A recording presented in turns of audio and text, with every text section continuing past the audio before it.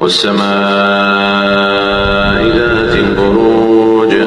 واليوم الموعود وشاهد ومشهود